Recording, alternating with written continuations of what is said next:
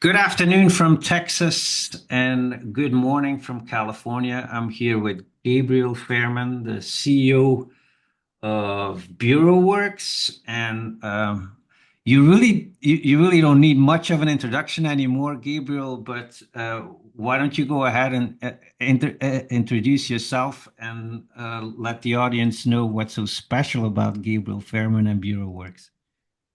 Well, thanks. I think that's too kind of you, Stefan. I think I do need an introduction, and so a little bit about me. I'm the founder. I founded BureauWorks about 20 years ago, and I've been with the company ever since. It's my life project, my passion. It's what I live and breathe every day for the past 20 years. And as far as myself, I don't think there's anything special about myself. I'm just a human like anybody else, trying to get things done, trying to carve, um, a few sets of accomplishments here and there. I'm very focused on basically my company and my family. Those are my two key drivers in life, and I'm very enamored with the idea of finding alternatives and not just alternative paths, but different systems of thoughts, different ways of looking at the same things.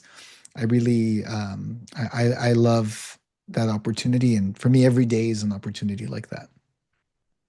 One of the reasons I was really eager to interview you, Gabriel, is the fact that you are extremely responsive to new technologies in the industry, and BureauWorks has been at the tip of the spear, so to speak, of the AI revolution in the localization industry. You've been working on lots of new initiatives. And so I'm looking to interview you a little bit from that perspective on how you're closing the gap between AI hype and the gritty reality of multilingual content. So let's dive right in and talk a little bit about the difference between hype and real-time solutions. Why do you think there's such a wide gap between AI marketing and real operational value in the localization industry? It's a great question, Stefan. I think a few different, I don't know if I know the exact answer, but I know there are a few drivers here. So one of the drivers is I think our space has been really good at not changing. And so to give you an example, right? I was writing about this yesterday. So machine translation evolved a ton over the past 40 years. It went from being basically mumbo jumbo to being really good. For many years, Google Translate was synonymous to shitty translation. Now you got to respect Google Translate.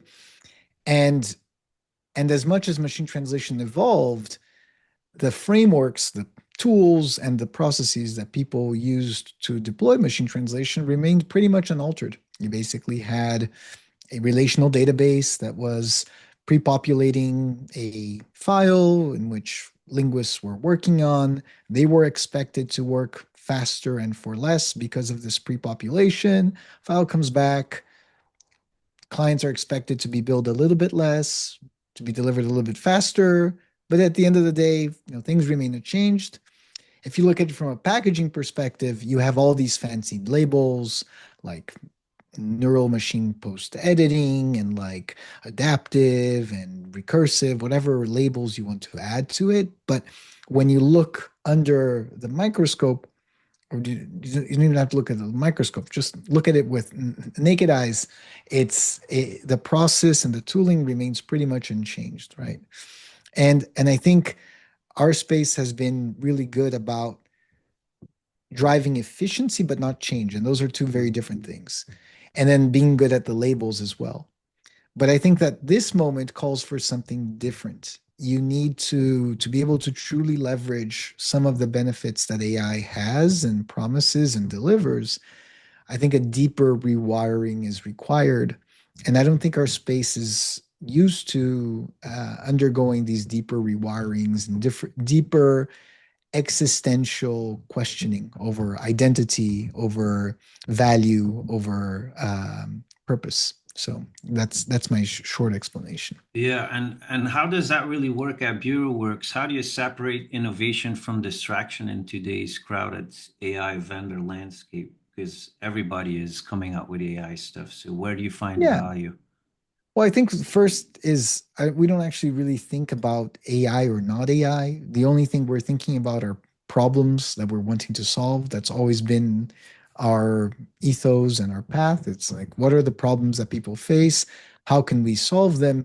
AI is just an added tooling set that we have, but it's a big one because it changes fundamentally how we approach certain problems.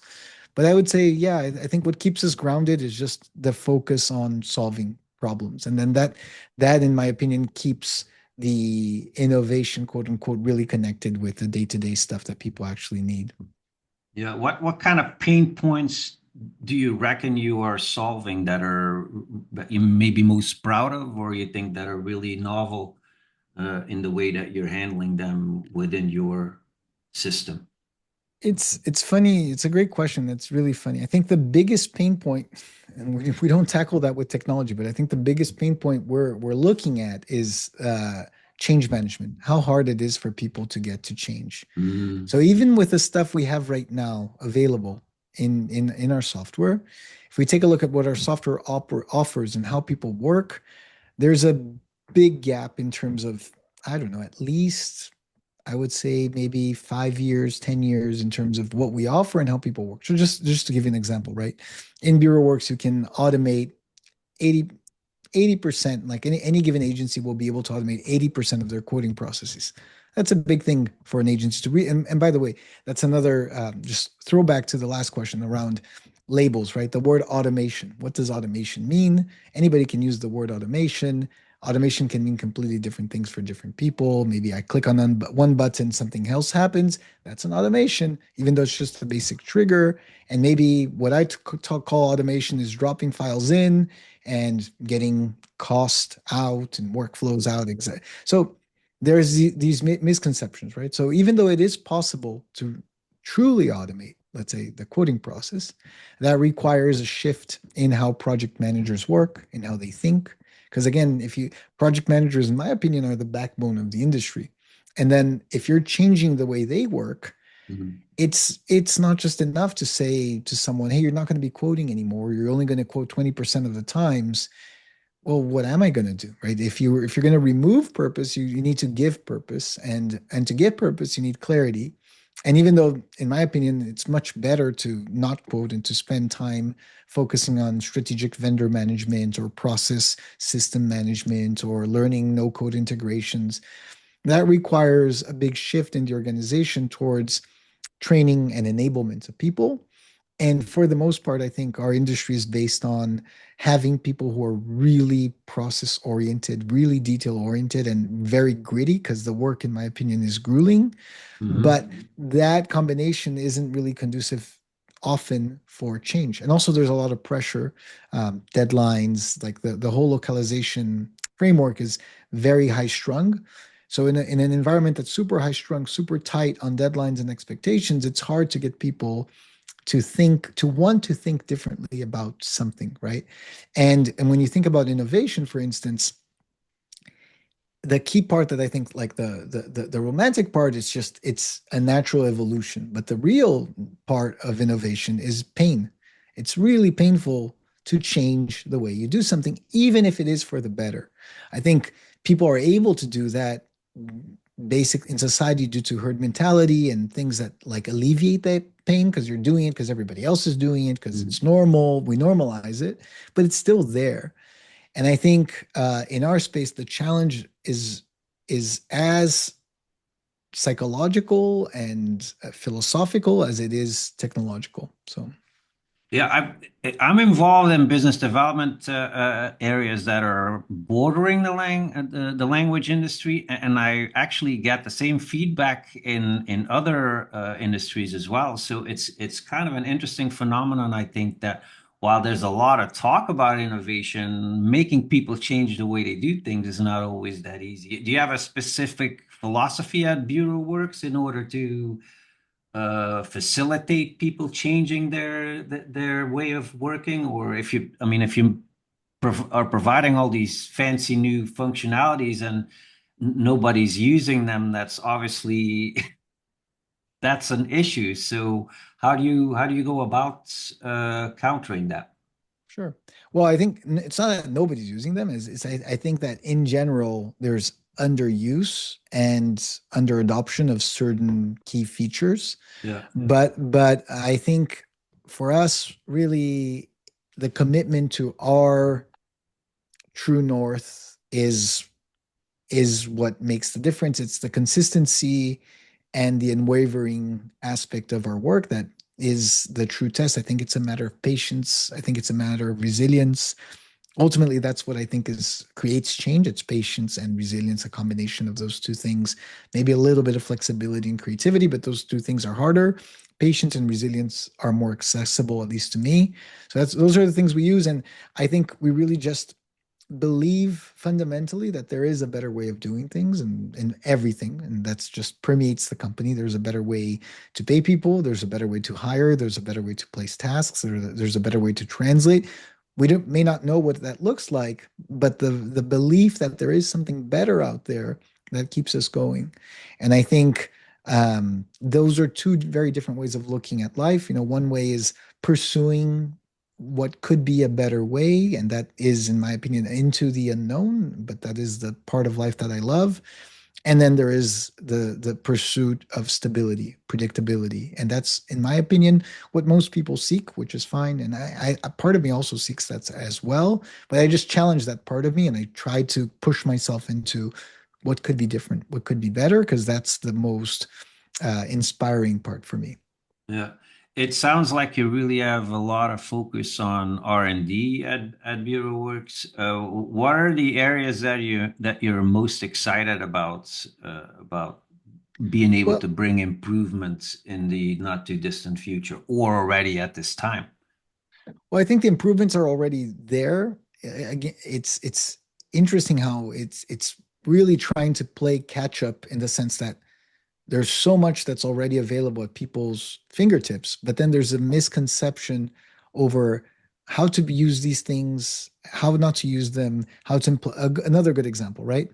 In BureauWorks, you can pay translators by hour or by word, by pre-translated words, by post-translated words, by you can employ like edit coefficients to decide. It's pretty flexible as far as how you pay people.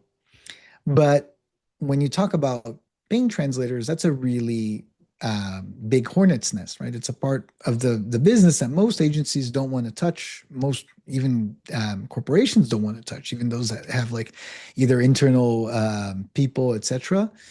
And and you can't innovate if you don't touch that, Yeah, because otherwise, you know, you have all this stuff, but ultimately you're still paying people by word, for instance, instead of by hour. And I'm not saying that by hour is necessarily better, but there's this challenge right now where the metrics that people have developed over the past 20 years, they begin to break down when you yeah, have very low edit distances.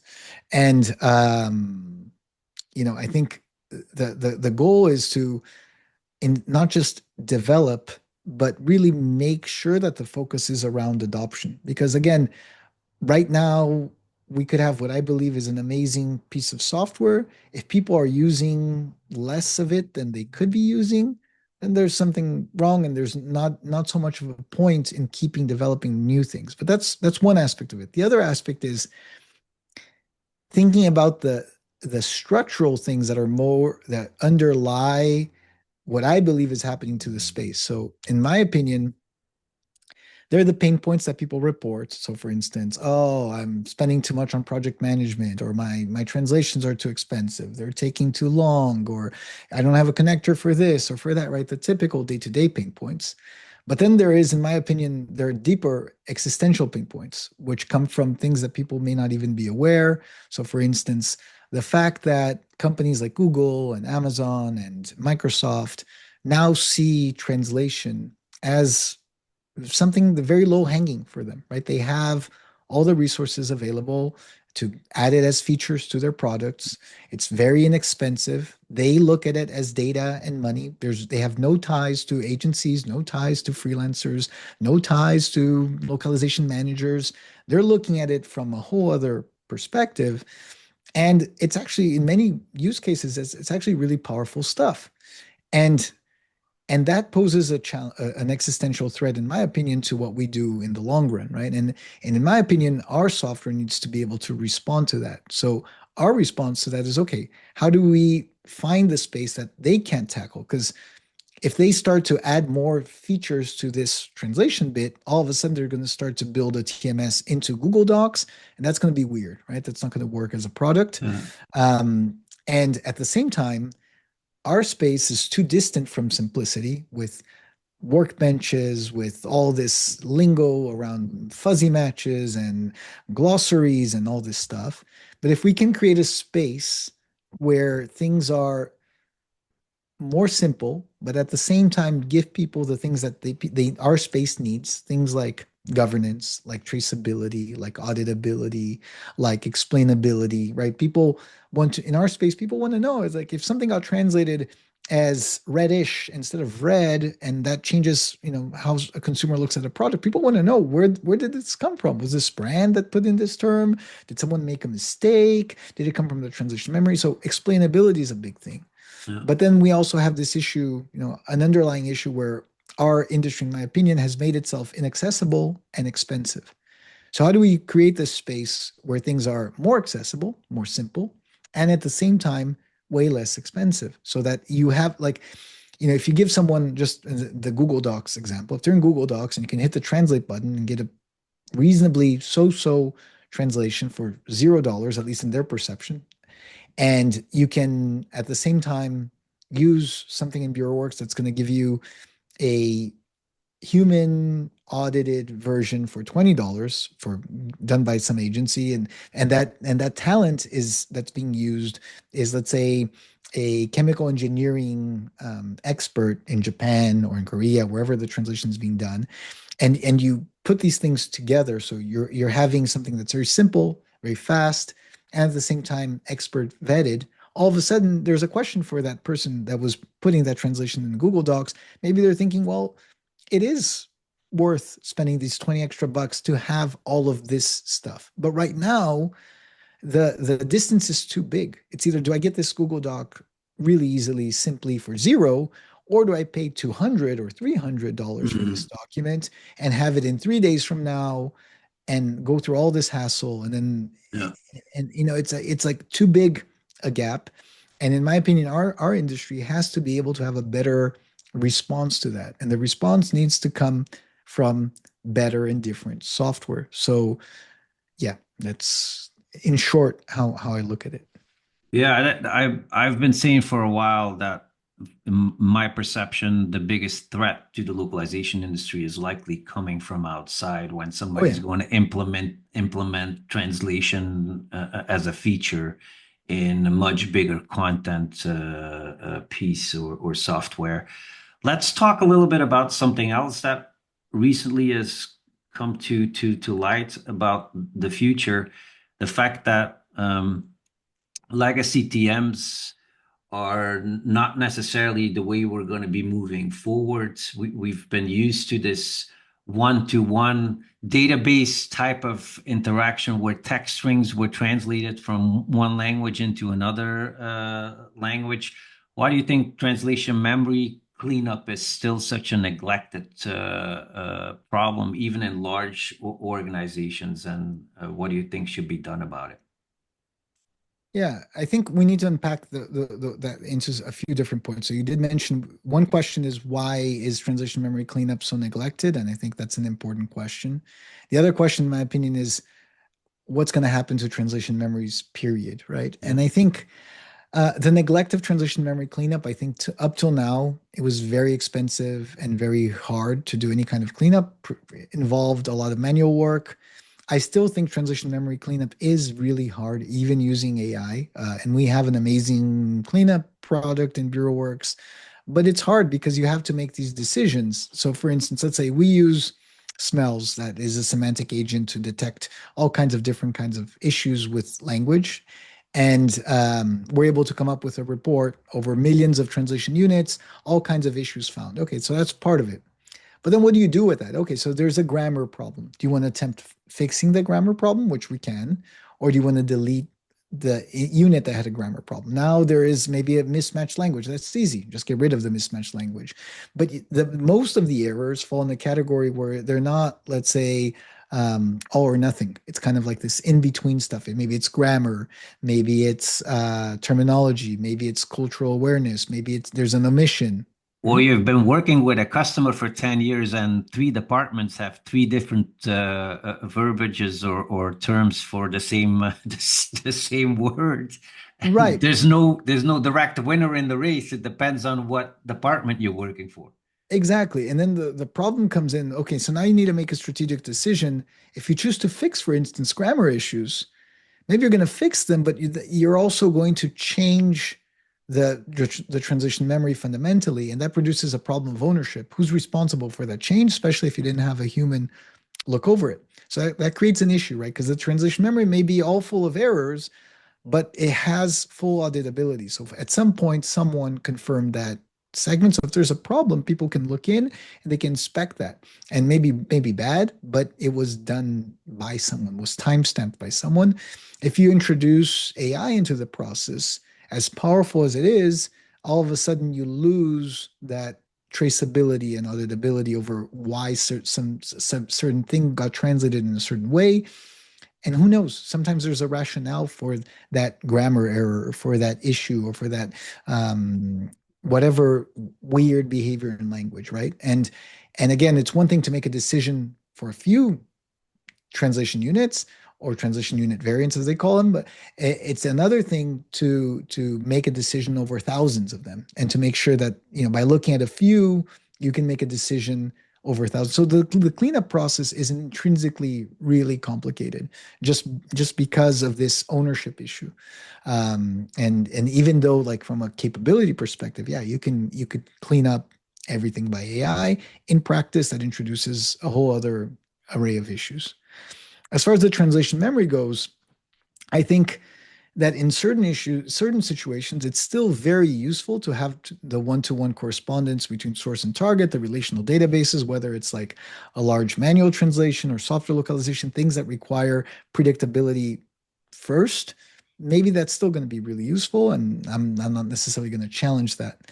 But I think a few use cases are really terrible for that. So, for instance, if you're doing transcreation, for instance, or if you're adapting social media posts, or if you're doing blog writing, anything that is a little bit more creative, working with a transition memory doesn't really make a lot of sense. Number one, because the leveraging is going to be terrible, because it's not meant, that kind of content is meant to be original. So it's, if you're getting a lot of leveraging, there's something wrong with the content in the first place. And number two, during the translation authoring process, you will want to, typically at least, expand on certain concepts, remove certain concepts. There's like a lot of cultural adaptation involved. And then you need software that supports that. So we're focusing a lot on that kind of use case. We call it the free flow editor, and it's the ability to work beyond segments and beyond translation memories, and really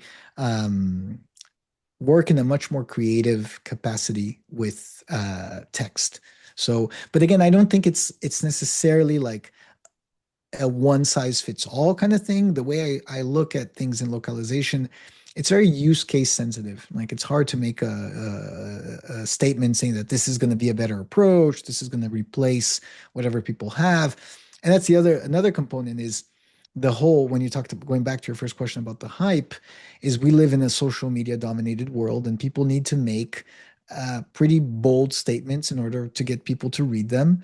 And that also encourages, a lot of hyped up statements. Yeah. And, if I say something, for instance, this is going to change the way people write forever, maybe people are going to read that, or, the way you were writing is dead. That's something people would read. But if I just say, this is maybe good in these use cases, not good in another set of use cases, if I'm more parsimonious in my declarations, I'm not interesting. So that also adds fuel to fire as well.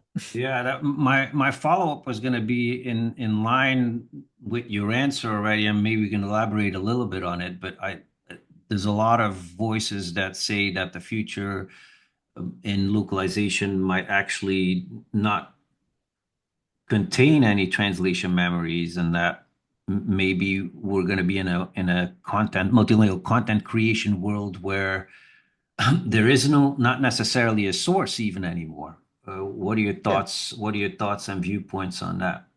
Again, I think I like to separate the whole what grabs attention and what is. So I think there are a few different categories. One, there is Mm, engineering vision, and that's admirable, that's great. If someone has a vision for engineering of a world where you don't have any more translation memories, great.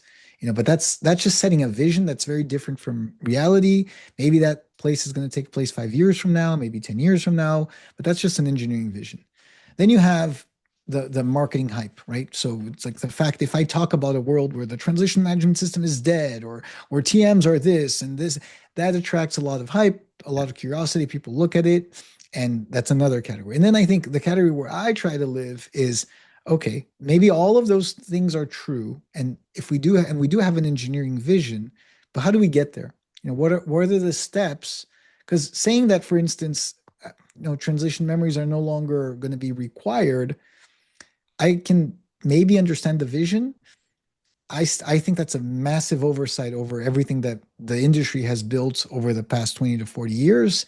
I think once you've built so many different systems of record that rely on translation memories, rely on glossaries, rely on this relational framework, and it does work pretty well Yeah. for a large amount of content, it's going to be really hard justifying that you should get rid of that, and you should, abandon that altogether and go for, something that's completely loose, vector driven, non-relational, just loading content in and getting content out, especially because then you're going to have to retrofit all the stuff that we already have, like auditability, like traceability, like Mm. governability, and we have all these systems in place. So I don't think it's a simple switch, and I don't like to underplay that complexity. I like to live in the space where it is complicated, and What and and where it is not a one size fits all solution. So yeah, I think some translation will take place in environments that are completely different than the ones we work with. So places like I'm describing in the free flow editor, where it's non-relational, vector driven, and where it's all about, where there's like this intersection of content creation and translation. But I think that's a small segment. There's all these different building blocks, and I think my opinion, at least, is that the more we evolve, the more we're going to realize it's not just like, going back again to the first or second question, we're talking about the workflows.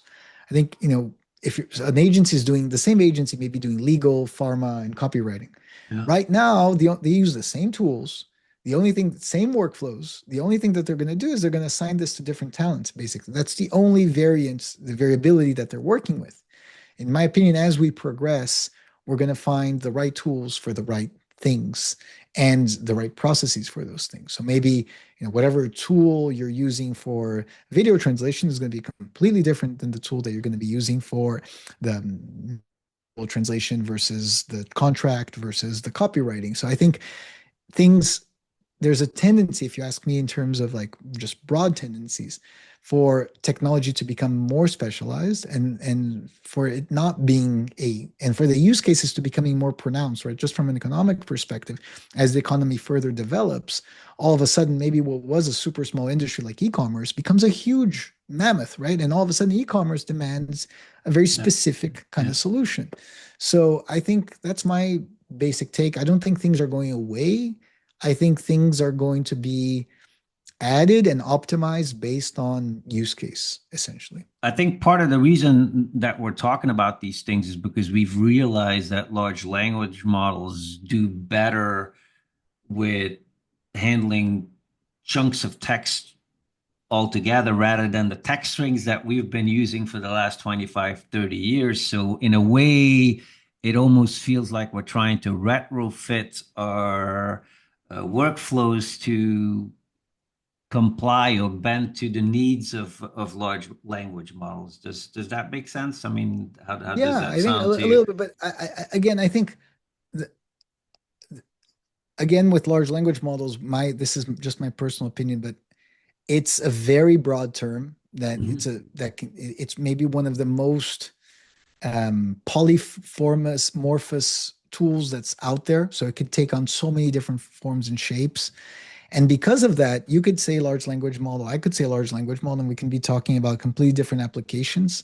So in your question or comment, for instance, you're basically talking about the large language model as a translation engine. And Right. yes, as a translation engine, the large language model will perform a lot better with chunks of text, with a lot of context, with a lot of support material, right? But for instance, in our approach to large language models, for the most part, we don't look at large language models as translation engines. We look at translation and large language models as interfaces that allow users to communicate in a much more subtle way to machines and machines to communicate in a much more natural way to humans. So that's the way we typically look at a large language model. Honestly, like buck for buck, I'm still these days, I would rather choose a good neural machine translation engine than a large language model. Not because it's necessarily better, but just because computationally it's going to be less expensive, it's going to be more reliable, it's going to be more predictable. There are other advantages to it.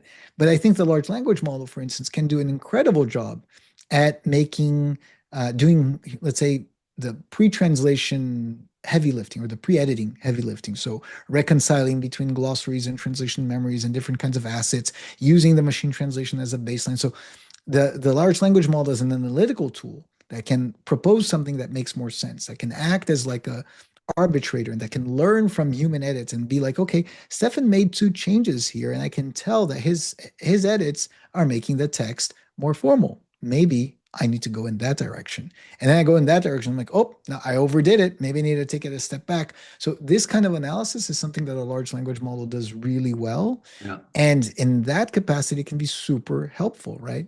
But again, I think that most people, when you think about the translation production framework, most people are thinking about keeping the same framework and just seeing where they put in the large language model. So, okay, remove MT, put in LLM, or keep MT, add LLM later.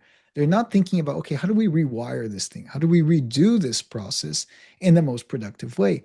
And I think the other lack of imagination that I think sometimes is there is often the idea behind cost saving is like, let's get rid of the human element. Let's get rid of it, and let's minimize it. Let's only, let's do risk analysis and only send out segments that have some form of risk detected or low confidence to be reviewed. That's a valid approach. But in my opinion, we're going to, language is going through perhaps one of the deepest changes it's ever underwent.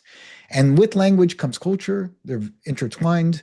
And with language comes authorship and ownership, also intertwined. And I think, just based on my own experience, that it's really difficult for people these days to know and assert authorship over things. Like if I'm working with a model to maybe create a paper or an essay or an article, it's difficult for me to say. I mean, I can know intimately whether I created it and how much I created of it, but I can sell myself the illusion. Oh, I wrote a great article, but I actually just prompted two things and the rest the model did.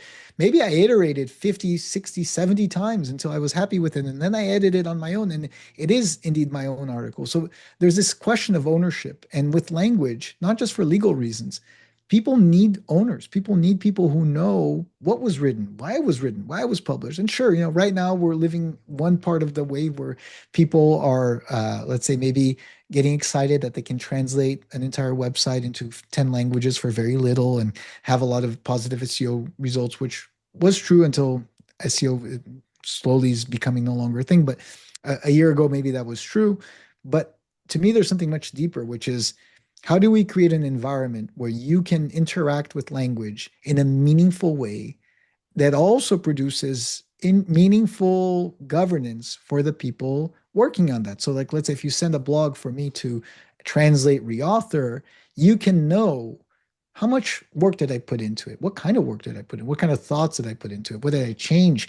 Even if I didn't change anything, why didn't I change anything? Why was the first iteration good? If there is some form of mapping that out, of translating that into something meaningful, I think that's what we're going to be missing already and very shortly. So I think, for now, what we have is software that basically tracks, for the most part, edit distance, right? That's what most translation software can track. They're using the Levenstein edit distance algorithm.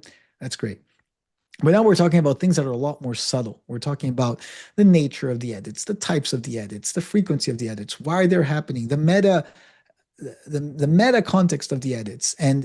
And I think being able to explain that is huge, and being able to provide users with a good experience in terms of that is also really important. So yeah, that's a long answer for, the idea of large language models. I think it's much more than just a thing that you plug into the process. I think it rewrites the process entirely. It sounds like to me what you're saying is that the value of authenticity is going up. And I believe wholeheartedly that's true. That's one of the reasons why I'm doing these in-person interviews when I'm talking to personalities in the industry too. I don't have to go invent what they're saying. I'm actually letting you talk and explain it word for word, so to speak. There's a lot of nervousness, I think, in the language industry on all sides as to what the future holds. You're doing a pretty good job from my vantage point to adjusting very nimbly with all kinds of improvements in your software at BMX. What are the key things that companies can focus on in order to make the adjustment to this new tech economy, in your opinion? Cool. I'll answer that. Just one comment. I think you mentioned BMX, Bureau Works, or some people call it BWX, but just a little thing. Okay, the branding manager is not going to be happy with me. I guess we'll have to No, cut this maybe out. we need to consider a new name. Maybe that's catchier. But there's that. But then the other thing you were mentioning is around authenticity, Yes, sir. being in high. I actually think authenticity right now is at a low point. That's my personal opinion. Really? I think it will increase. I think right now, But I was talking about the value. I mean, I'm not yeah, saying that authenticity. I kind of agree. Authenticity has a low point because at the touch of a button, we can prompt something that looks halfway decent. But for people like you and I that are really paying attention to what we're putting out there, I think I can speak for you too, that that's certainly not something that's taken place on my end. yeah, And as I've a tried to personal put, value, yeah, 100%. yeah, And even the definition of authenticity, like for instance, I value more my mistakes. They make things mine, whereas maybe 2 years ago, I would fight them more. So I think even so, there is a difference in that. But I agree with you. I value my own authenticity more. I feel like there are certain people who value it also even more, but I yeah. feel like society in general and basically large corporations, they're valuing scale. They're valuing what can be done with all this stuff, and scale and authenticity, at least right now with the tooling we have, don't go along. So, right now, what people want is to put in a large language model that's going to, do the work for 30, 40 writers, put all this content out there. It doesn't matter if it's mumbo jumbo at some points, as long as it tracks well with SEO and with social networks, etc. We're doing good. Boom, next. I think a lot of the decisions that are made in our world are made out of basically pure P&L, which is fine. But I think, authenticity will typically be buried somewhere in that rubble. I think at some point it'll surface back up because, in my opinion, I find it hard to believe that humans will accept not reading things authored or created by other humans. Maybe that will happen. But I think at some point we're going to have to make a decision of whether or not culture has any value to us or not. I believe it does. And I believe, at some point that discussion is going to catch up with us. So it's going to force a deeper reconciliation with this need and drive for scale. And that's why I think, if we have tools that allow somehow facilitate this compromise between the pressure for scale and the need for something authentic, I think that's a good space to try to be in. And then as far as your question goes, can you recap your question because I got lost in this tangent. I was actually talking about the value of authenticity, and maybe the better question is this: how do we preserve authentic? How do we make sure we preserve authenticity in the localization industry, and we don't lose the focus on that? Well, I think number one, I don't think our industry has been really good at focusing on authenticity. I think our industry has been really good at focusing on scale. That's scale and Mm. efficiency have been the drivers, right? It's like how do you keep costs down? How can be production high? And how do you maintain quality, right? And quality is not about authenticity. It's really about, consistency. It's about checks and balances. And I think that's what our industry is rooted on. And I think that part of the industry is going to still be there, but it may be going to require more than authenticity, like authorship. So some kind of finding the right level of human verification for the right kind of content, some kind of methodology, even if it's not full human verification, having some kind of stewardship over content. And I think, in my opinion, that's the role that linguists are going to take. They're going to become stewards. I don't know exactly the tools and what capacities, but like I said, I think language needs, even if something was machine written, I think it needs someone who responds for that. That's my opinion. Someone who says, yes, it was machine written, but I did read it and I did agree with it. I did put it out. So, um, and in that respect, I think that the space that our industry does have as far as authenticity goes is taking a new look at translation as not the end goal, the end deliverable, but the beginning of the process. So now, if you look at a world where like the translation is just, it's not point 10, it's point zero of the process. It's where you're starting, where you're going from there. So, uh, you know, what kinds of real cultural decisions are you making about the text? So, people talk about cultural adaptation and things like that. With editors like ours and segment-based relational structures, you can't really do much. I mean, real cultural adaptation maybe is going to mean that you're going to toss an entire disclaimer out the window and you're going to make the text completely different. It's going to be super succinct, or it's going to be really extensive, or it's going to be what it changes very significantly. How you word things, how you talk to people, and I think that there's so much room for that because um, I don't think everybody likes to be talked to in the same way. So maybe the way I want to be talked to is really different than the way you want to be talked to. And I think that's where the authenticity comes in. Is then if the initial translation is just the baseline. Ask my wife, and she will second that. I promise you. I can't believe we've just filled 45 minutes already, just like that. So I would love to spend some more time with you. Maybe in the future you'll come and have another conversation, follow up one in the future. For sure. To part ways, let me ask you one thought-provoking question. In parting, what do you think is a way that the language industry could teach the AI industry something, or what contribution could we make to make a difference in the new technological advances and make Well, a positive impact?